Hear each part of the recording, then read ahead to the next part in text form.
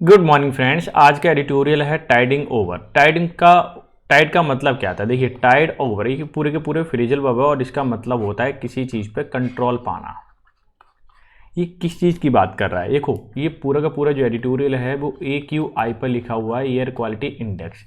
हमारे भारत में जितने भी राज्य हैं और कुछ राज्य ऐसे हैं जो जहाँ पर एयर पॉल्यूशन बहुत ही मतलब सीवियर सिचुएशन में पहुँच जाता है, बहुत एयर क्वालिटी जो है उनकी बहुत बेकार हो जाती है, जैसे कि दिल्ली।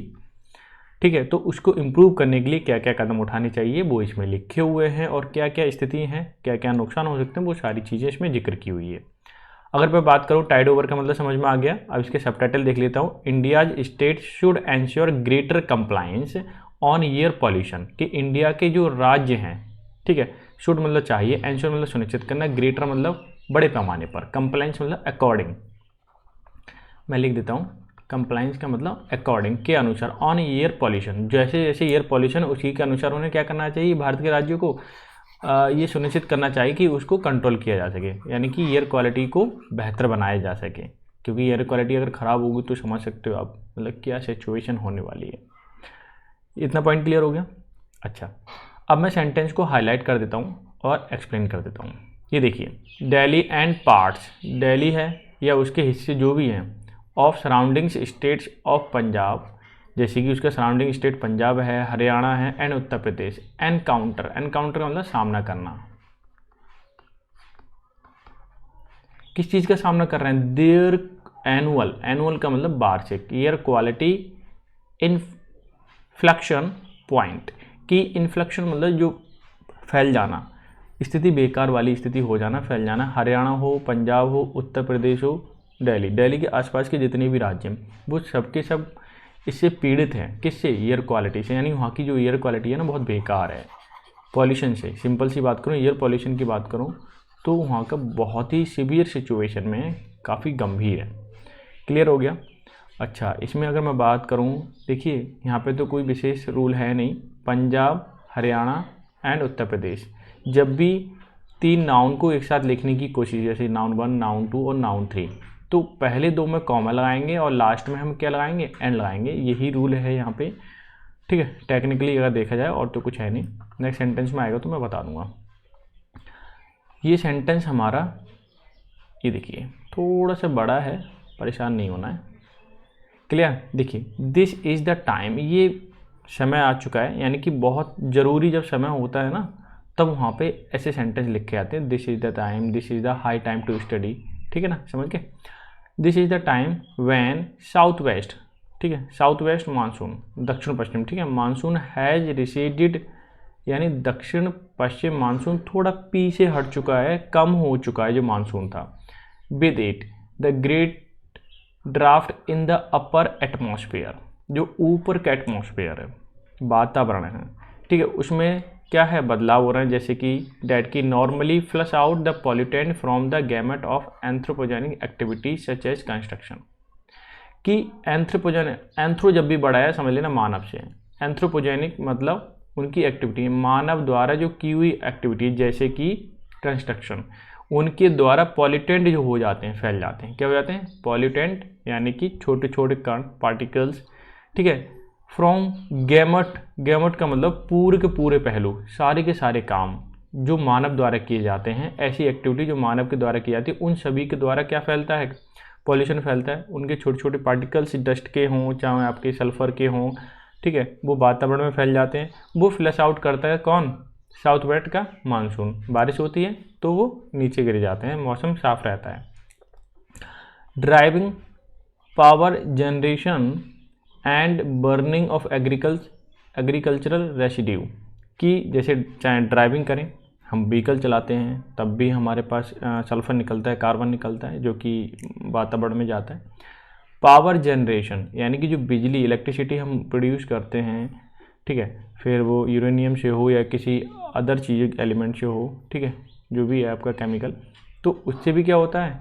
आपका पॉल्यूशन फैलता है।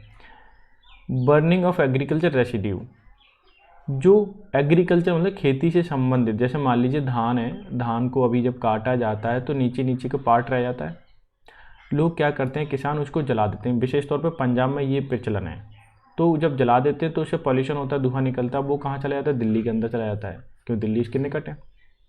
उत्तर प्रदेश में भी ऐसा करते हैं, लेकिन उत्तर प्रदेश में ये एक्टिविटीज़ कम होती है, पंजाब में ज़्यादा होती है, धान भी ज़्यादा होते हैं, तो उससे क्या हुआ, पॉल्यूशन फैलता है।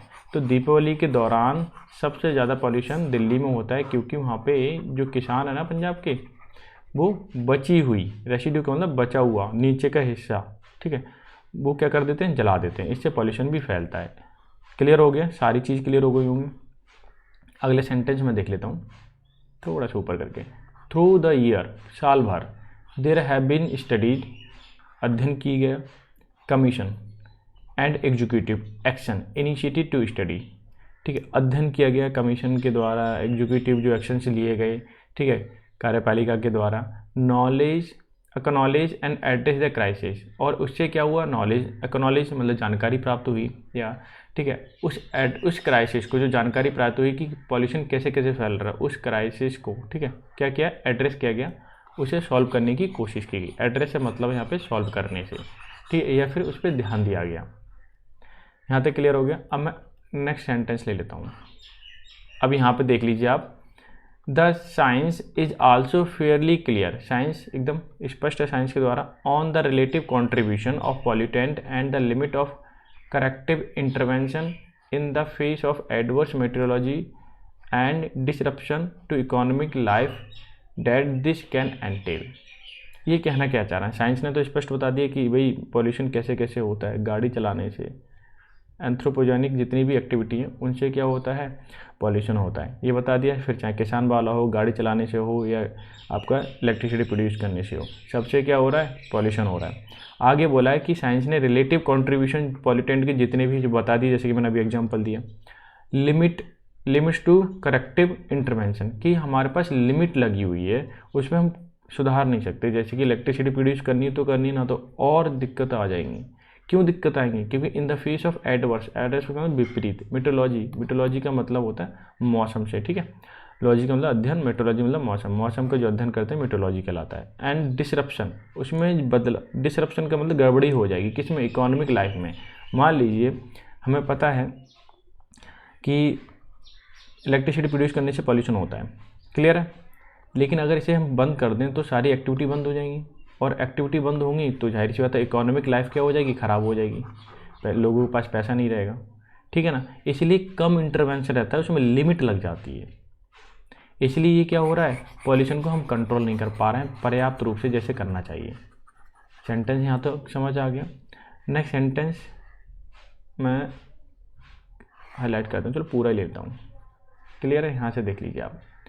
द कंसिक्वेंस ऑफ दिस, इसका जो रिजल्ट है कि air pollutant crisis has now devolve into stalemate, कि जो एयर पॉल्यूशन है वो मतलब रुका हुआ है, गतिरोध आ गया, उसमें ख़त्म नहीं हो रहा, इसी वजह से, क्योंकि लिमिट लगी हुई है, हम कर नहीं सकते सारी चीज़ें बंद।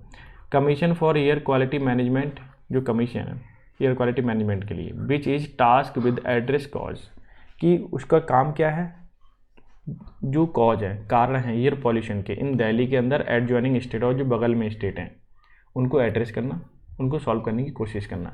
Is now body packed with expertise, और ये मैनेजमेंट है ना कमीशन वाला, एयर क्वालिटी कमीशन का मैनेजमेंट, उसमें जितने भी मेंबर वो सब एक्सपर्ट हैं, हु जिसका powers are limited to evoking the recommendation grade of measures depending on degree of deterioration in air quality, कि जो उनकी पावर दी गई है वो एक लिमिट लगी हुई है, रिकमेंडेशन अगर देंगे तो लिमिटेड वे में देंगे कि ऐसा ऐसा कर लीजिए, क्योंकि अगर ज़्यादा उन्होंने रूल बता दिए तो वो अप्लाई तो होने नहीं पाने नहीं है, क्योंकि सारे काम बंद हो जाएंगे, ठीक है, depending on degree deterioration. But वो जैसे जैसे मान लीजिए दिल्ली के अंदर ज़्यादा प्रॉब्लम है तो दिल्ली के अंदर ज़्यादा सख्त रूल बताएंगे वो, ठीक है, उनके जो मेजर्स मतलब उपाय हैं ना वो दिल्ली के अंदर ज़्यादा रहेंगे। उत्तर प्रदेश में कम पॉल्यूशन है तो उत्तर प्रदेश में कम लगाएंगे, ये सेंटेंस का मीनिंग है, ठीक है। Whose power are limited, evoking मतलब आह्वान देना, बताना, रिकमेंडेशन, ठीक है, रिकमेंडिंग ग्रेड ऑफ मेजर्स,